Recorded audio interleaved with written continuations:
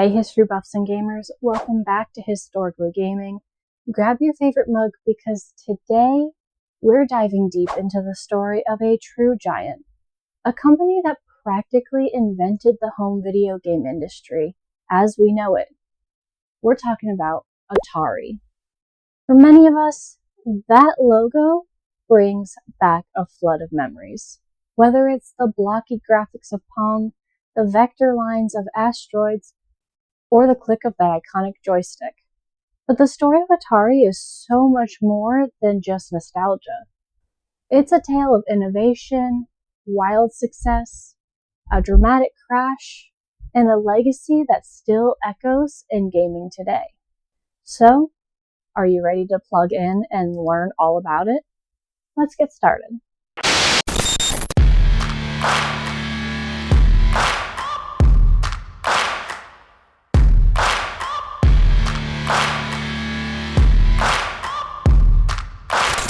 Believe it or not, the seeds of Atari were sown even before the company officially existed.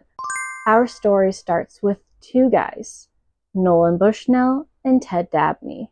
Back in 1971, they formed a little engineering company called Syzygy Engineering. Their first big project was a coin-operated arcade game called Computer Space for another company. Now, Computer Space was actually the world's first commercially available arcade video game. It was a take on the computer game Space War. It didn't exactly set the world on fire. Maybe it was a bit too complicated for the average bargoer. But Nolan and Ted learned a lot from that experience. So, in June of 1972, they decided to go all in and founded their own company, Atari Incorporated. The name Atari itself is pretty cool. It comes from the Japanese game of Go and means a situation where your opponent's piece is in danger of being captured, kind of like check in chess. Now, Atari's first product under their own banner was a little game you might have heard of, Pong. Initially, Nolan Bushnell had the idea after seeing a tennis game on the Magnavox Odyssey. He tasked their first engineer, Al Alcorn, with creating an arcade version as a sort of training exercise. The gameplay was super simple. 2 paddles, a bouncing ball, and you just had to try and make sure your opponent missed it. Bushnell and Dabney even tried to license it to pinball companies, but they got turned down. So they decided to test it out themselves. They put a prototype in a local bar called Andy Capp's in Sunnyvale. And guess what? It was a massive hit. There's even this legendary story about how the coin box got so full that it actually broke the machine. That's when they knew they were onto something big. Pong was released commercially in late 1972, and it absolutely changed the game. Pun intended. Following the success of Pong, Atari didn't rest on their laurels. They quickly started pumping out more arcade hits. Games like Space Race in 1973, which was one of the first to really popularize the joystick. And then there was Breakout in 1976. Now this one's particularly interesting because it was developed by none other than Steve Jobs and Steve Wozniak, the future founders of Apple. Jobs was working at Atari at the time and brought Wozniak in to help. Breakout was another massive success and even inspired the design of the Apple II computer later on. It was during this early period that Atari also hired a graphic designer named George Opperman, who created that iconic Fuji logo we saw at the beginning. It really gave Atari a professional and recognizable brand. Fast forward a few years and we enter what's known as the golden age of arcade games. This was roughly from late 1970s to the early 1980s. And Atari was absolutely ruling this era.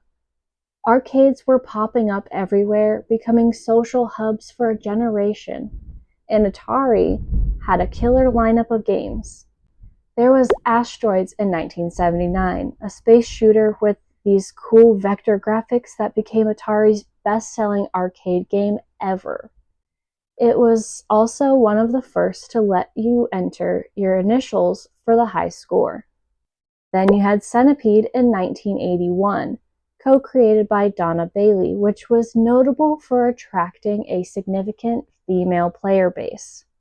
And who could forget the intense Cold War-inspired gameplay of Missile Command in 1980? Atari was really fostering a culture of competition and community in those arcades. But Atari wasn't content with just dominating the arcade. They had their sights set on bringing the arcade experience home. Attention shoppers, the new Atari cartridge game is in. Excuse me. Uh-oh, George again. Ooh, Atari's ASC battle. It comes with 27 games, but that's just for starters. You can get 9 cartridges, 187 games. Blackjack. Oh! I'd like an Atari. Sorry, only our demonstrators left. Mine! No, George. Mine. The new video computer system by Atari. More games, more fun. And in 1977, they did just that with the release of the Atari Video Computer System, or VCS, which was later renamed the Atari 2600. While it wasn't the very first home console, the 2600 was the one that truly made home video gaming a phenomenon. What made the 2600 so revolutionary was its use of swappable game cartridges. Before that, home consoles usually had a limited number of built-in games. The 2600 came bundled with joysticks, paddle controllers, and a game cartridge, initially Combat. It was an instant hit, selling out its initial run. And a big part of its success was bringing those popular arcade games home.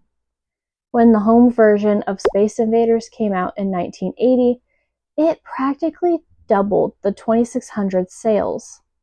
Then came Pac-Man. As soon as I eat that power block, you guys are finished! Drop Atari Pac-Man into your Atari video computer system and you're playing the hottest game since Space Invaders, Atari Pac-Man. Pac-Man fever. It's driving me crazy. Pac-Man fever. I'm going out of my... Hate to eat and run! Pac-Man by Atari. Which became the best-selling game on the platform. Atari even made the groundbreaking move of hiring third-party developers, allowing even more games to flood the market. We got classics like Adventure, Pitfall, and Yar's Revenge on the system. The Atari 2600 was a powerhouse, selling an estimated 30 million units and becoming a household name. But the good times couldn't last forever. In 1983, the North American video game industry experienced a massive crash. And unfortunately, Atari played a significant role in the downturn. Several factors contributed to the crash. The market became flooded with consoles, leading to intense competition. But a big issue was the lack of quality control over games. There were just too many rushed, poorly made games hitting the shelves.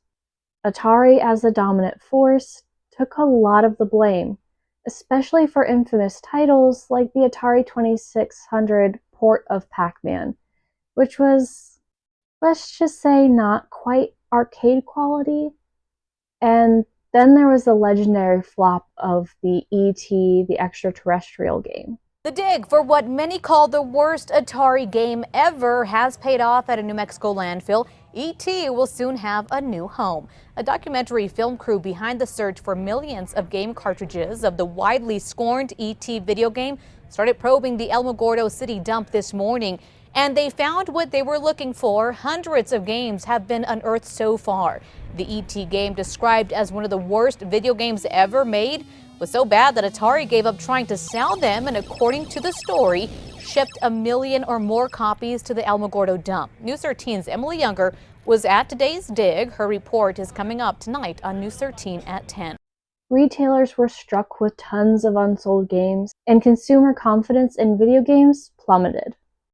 The crash was devastating. In 1984, Warner Communications, who had bought Atari in 1976, ended up selling off Atari's home console and computer division to Jack Trammell, who renamed his company Atari Corporation. The arcade division became Atari Games.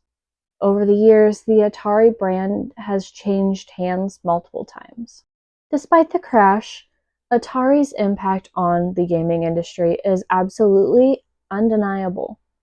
They were the pioneers who brought arcade gaming to the masses. The Atari 2600 popularized the idea of interchangeable game cartridges. They innovated with control schemes like joysticks and paddles. And their early games laid the foundation for so many game design principles we still see today. Even companies like Nintendo and Sega, who would later become major players, were influenced by Atari's success, and yes, even its mistakes. Today, the Atari brand is still around, owned by Atari SA. They're focusing on re-releasing classic titles, developing new games, and even dabbling in things like blockchain technology. So there you have it, the incredible journey of Atari.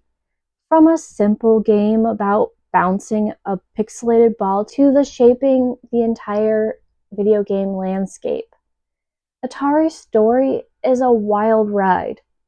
It's a reminder that even the simplest ideas can have a profound impact, and that even giants can stumble. But ultimately, Atari's legacy as a true pioneer of gaming will never be forgotten. What are your favorite Atari memories? Did you grow up in the arcades, or were you a master of the 2600? Let me know in the comments below. And if you enjoyed this trip down memory lane, be sure to like this video and subscribe for more deep dives into gaming history. Thanks for hanging out, and I'll catch you in the next one.